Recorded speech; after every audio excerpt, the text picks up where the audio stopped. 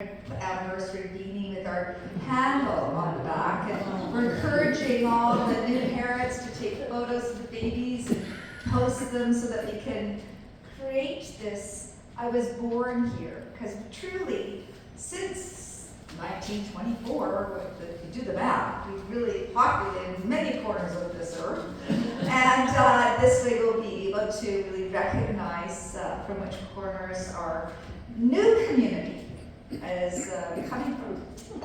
Yes, St. Mary's was mentioned, and Cindy alluded to it as well. We're in the quartier of Côte d'Ivoire, which actually is the lowest economic quartier. So it's where if you land, first line of immigrants come to Côte d'Ivoire. So as we mentioned, there's 36 languages for non-denomination, and I want to acknowledge and give thanks to the Irish community who gave us this jewel and is evolved over the years with what and who we need to be to honor for the people. And that includes each and every one of you. So we started up. Where do you go from there? Like, well, bang, first baby.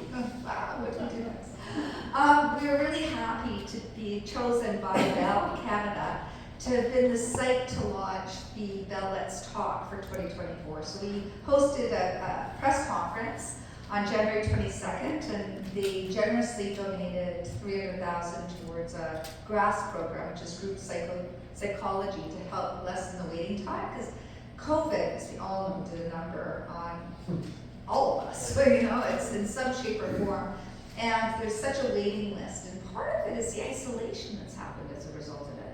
So to bring group therapy together as an example of what's unique about St. Mary's, we've got clinical care, which is our hospital, our unit, our clinics, our outpatient clinics, our emergency. And then we have our research, which ties into GRASP and being able to do evidence-based quantitative measurement of the success of things so that we can right away integrate it into the patient experience, because the hospital is right there. And then the next generation, did you know that we actually train up 29% of the residents from McGill at St. Mary's? Just a little, it's like a little engine that can does every single day. So it's pretty amazing, and that keeps us sharp.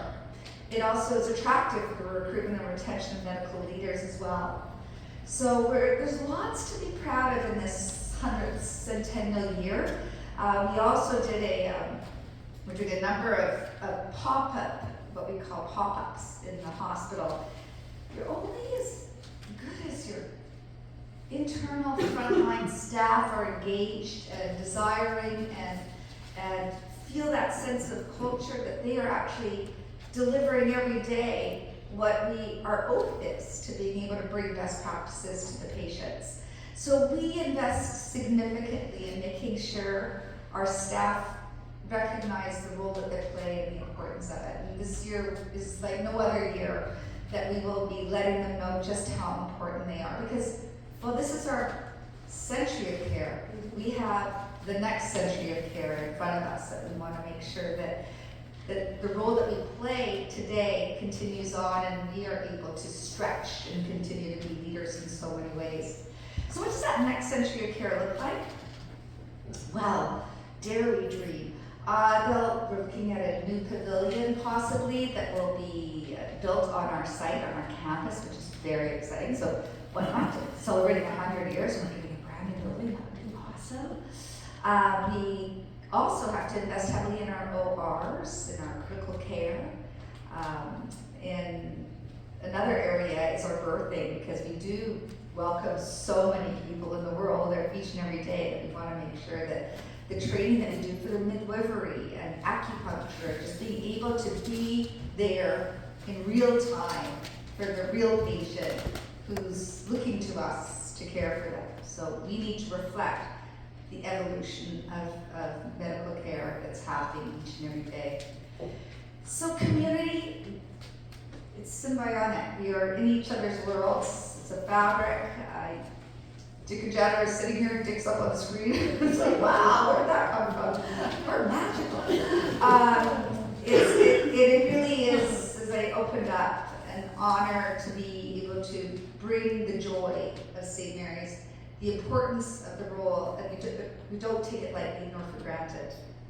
We invest in it every day, and the team, certainly at the foundations, our responsibility is beyond raising money. It is making sure that we safeguard the people, the facility, the culture, and the relationships, which is exactly what each and every one of you bring to your day, your community, today here at the Curling Club and every day. So thank you very much for your time. We're here. If there's any questions that you have, we encourage you to take a look at the Gold Book, and don't be strangers if you come to St. Mary's, find us in the foundation, because we'd love to welcome you and say hi. Thank you again.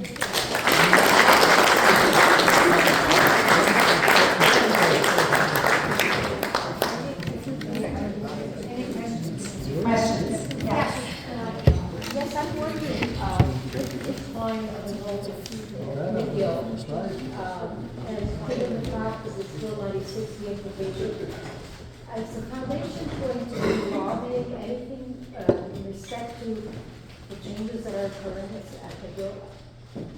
Oh, well, the foundation, that's truly the Board of Governors that plays that role, which actually is about we play a very significant role with the Board of Governors as well. We do every day, through Deb Gabby, who's the Director General of St. Mary's Hospital, Garcias West Island. We do meet with McGill, and we do determine what role can we play in that. We advocate. I run a coalition of representatives of foundations and Board of Governors. It's, I mean, we're living it, right? No one can stave it off necessarily. It's how do we navigate within it so that we don't lose ourselves and we don't erode. I think that's a time will tell situation. I have a very good relationship with Barb Weinstein. You know, Dita, I'm going to step down, but Ms. Fellows now is the Dean of Medicine. So in the wheelhouse of medicine, we do keep our relationships and see how we contribute. Your talks or your video focused on the work that the hospital was doing, which I thought was great. That's the most important thing. But I wonder if you could say a few words about what the foundation does in terms of, you know, does it have an endowment? Does it, how does it fundraise? What does it use the money for? Oh my God, I'm so happy to see that. I don't know if I'm going to tell you that. Yeah, so actually I've been there 25 years, as you've heard. And when we started, we didn't even have an endowment, and I'm very proud of my colleagues and the board's commitment and vision that today we have a substantial endowment. We have capital upwards of $40 million. We have vision too, and we've got plans to put that in place. Our fiduciary responsibility is very tight. So, for instance, when we hit certain milestones, we go out to tender, we listen, we share the investment wealth to make sure that we are properly dividing and protecting our nest egg, if you will. Our endowments, as you mentioned, we have 2 chairs at St. Mary's, actually McGill affiliated chairs, which we're very proud of. We received the green light for that about 15 years ago. So the first one is in community and family medicine research at St. Mary's, and the second one is community cancer care with a primary focus on breast cancer. And the chairs at that time were $3 million each. Now they're $5 million each, and I'm going to get another one if I can the next year. So we have as you know, our board is made up of the finance committee and an audit committee, and Deloitte does our auditing. We meet on a regular basis. Our investments are Fiera and Leprobrasso. And we have them come in every year and pony up, I think, to really see how we're doing. We'll reevaluate our guidelines, we adjust. I guess it's fair to say it's a very active board that takes it seriously, which is what we need. From the fundraising side, we have lofty goals. right now, and well, the cat in the bag. But this year, in our 100th anniversary, we will be, like, our objective and our goals, we're reaching high and far. Over the last 25 years, we've raised close to $125 million, and in the next 3 to 5 years, we'll be seeing, we'll be reaching for that again. So I hope that, yes? Well, and I'm wondering about disbursements. Okay. For research, stipends. Absolutely, okay. Equipment purchase, that kind of We thing. can't do stipends, unfortunately, and that went away with the CS and the reconfiguration of healthcare happened, and that's why there's a big shakeup, because being an English hospital is very different than how the map of healthcare from the ministry was looked at. I mean, from early days, we knew as Irish Catholic Hospital, which I was at Montreal before, and it's not different than Rourke, this is from you, is that we knew to retain our chiefs, there was a whole layer of another job on these people. So we were paying stipends, we were helping them to make sure that we had the organizational structure and leadership. So when the reconfiguration happened, that got abolished. It took 2 years before the ministry actually recognized, I think we need to pay an administrative budget kind of component. So today I'm happy to say that the chiefs are sound, they're visionary and so forth. Our disbursements, we exist, if you will, for the identified priorities of community healthcare. So until they got out of the concussion after the reconfiguration of healthcare and there was a vision, then we could start dispersing. So very happy and proud of the St. Mary's Foundation family. We invested heavily in the front line. The inpatient geriatric floor, we're renovating. The inpatient psych unit is being renovated. The 5th floor active oncology and palliative care floor, we finally finished the renovation there. Research, we give close to $1.3 million a year to the research center. We're very active in the area of oncology. Clinical trials for oncology, we do orthopedic research. In the senior-friendly, Dr. Julia Shabbat, she's celebrated province-wide, especially during the pandemic. She's doing a research study on music and sleep and the aging community. We also, you might have seen in the video, the astronaut that actually was up in space, was one of our doctors from our family med. And we invested heavily with Sylvie Lambert, who is, dare I say, sort of a doc in the box. It was the telehealth before telehealth happened, if you will. So when he went up to space, he actually took with John Hughes, which may be a name that many of you know, Dr. John Hughes, he took a smaller box of interaction up to space to do some testing up there as well. So that's research. From a residence perspective, we have a number of bursaries. In fact, this year we'll be launching 10 more bursaries in nursing. We do have a Hingston Award that we fund for the administrative leadership in medicine, because it's hard to get, it's important to have somebody who has intrinsically an understanding of healthcare as well as be able to administrate. So we invest in our doctors to be able to do that as well. We have fellowships that we fund. We have a fellowship in pelvic floor for women. We have many fellowships, the Israeli fellowship in orthopedics.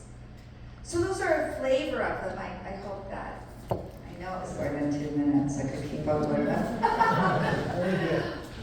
Any other questions? What about the books? Yeah, thank you, Glenn. The books, please help yourself. This is not the second edition. How many references is this? Part 2? Yeah, there was another book written by Dr. Beaman, which was in the early years, and then Mrs. Allen's perspective, the continuation of where that book left off. What's interesting about this, what sort of prompted this continuation, was many of you are familiar with the Queen Elizabeth Hospital. Well, we set a precedent, actually. The Queen Elizabeth Hospital Foundation was amalgamated into St. Mary's. That was the first of its kind of that happening in the province of Quebec.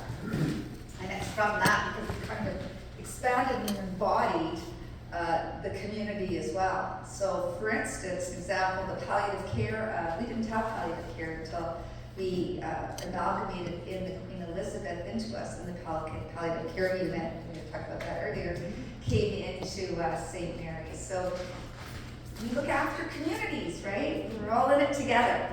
So please help yourself to a book, and we encourage you to enjoy it. I mean, we're starting the 3rd book now in this next century of care. And again, many thanks from St. Mary's.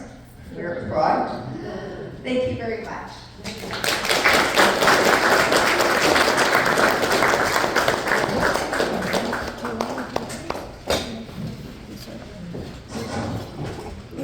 Arjun, do you want more dessert? So, ladies and gentlemen, when Esther asked me to thank Cynda, I was very delighted that she asked me. We have not, Cindy. yes. We have not met until today. But everybody knows that I have been involved in healthcare and foundations for many years and not at all. As far as St. Mary's Hospital is concerned, well, my wife and I both had cataract surgery there. I have a new hip from there. It's phenomenal. The atmosphere that Cynda described is out of this world. It really, really feels good. From the foundation perspective, that I've spent since 1985 on hospital foundations, and so other people in this room have as well. And I have to say this, I'm not exaggerating, Cynda. The gold standard or the foundation to look up to in terms of the commitment of the staff and you and the board members, it's St. Mary's. It's phenomenal. I've been to many golf tournaments, I've been to many balls at St. Mary's, and I know a lot of people that have been involved at St. Mary's Foundation over many years. It's a tremendous place, and hats off to you, Cynda. You've been the leader for 25 years, which is remarkable. You've done a great job. Be very proud. So we have a little gift for you, so please accept this. Oh, thank you. Thank you very much for being here. Thank you.